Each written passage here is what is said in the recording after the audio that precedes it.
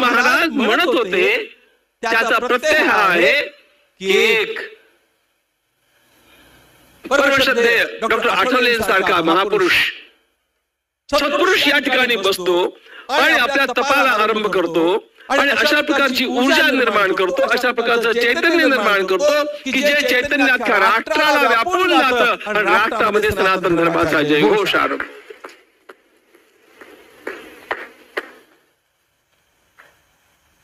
हे सगळं कार्य केवळ श्रद्धेनं नाही केलेलं,